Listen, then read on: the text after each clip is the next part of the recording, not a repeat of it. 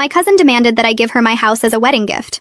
My cousin Rachel announced her engagement to Brian at Thanksgiving dinner, and immediately turned to me saying she knew what my wedding gift would be.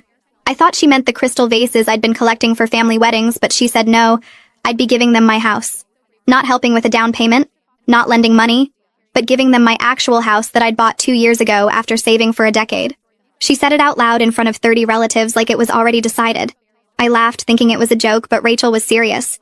She said I was single with no kids, so I didn't really need a 3-bedroom house while they were starting a family and deserved a proper home. She actually used the word deserved while sitting in my dining room eating the dinner I'd cooked. My Aunt Helen, Rachel's mom, nodded along, saying it was so generous of me to help the young couple get started. I said I wasn't giving anyone my house, and Rachel's face turned red. She said I was being selfish, keeping a family home all to myself when I could easily go back to renting an apartment like someone my age without children should be doing anyway. She actually said those words to me, a 31-year-old homeowner, while she was 26 and living in Brian's mom's basement. The whole family went quiet, but nobody defended me. My Uncle Tom said sharing was important in families. My own mother said I should consider it since I could afford another place eventually. My dad stayed silent, which was him agreeing without having to say it.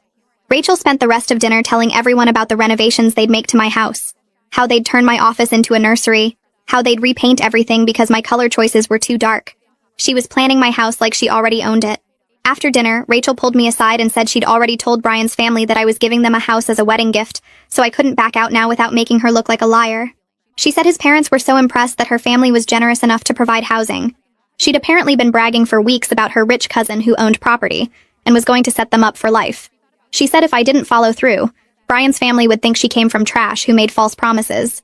I said that was her problem for lying, and she actually started crying, saying I was ruining her wedding before it even happened. For weeks after that, Rachel kept acting like the house was already hers. She'd bring Brian over without asking to measure rooms and plan furniture placement. She'd tell people we were doing a title transfer and just working out the paperwork. She had mail sent to my address claiming she was updating her information early. She even told the neighbors she'd be moving in after the wedding and asked them about the neighborhood association rules.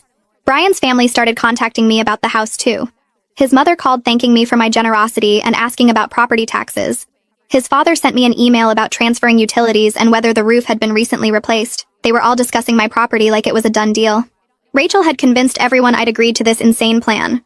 The breaking point was when Rachel sent me a realtor she wanted me to use to handle the transfer. The realtor, Diana, called me confused because Rachel had said I wanted to gift my house but hadn't provided any documentation proving I owned it or agreed to this. Diana said she needed to see the deed and my written consent before proceeding. That gave me an idea. I told Diana I'd bring everything to Rachel's wedding planning party that weekend. Rachel had invited both families to plan the wedding and discuss the house transfer. She'd made it a whole event at Brian's parents' house, catered and everything.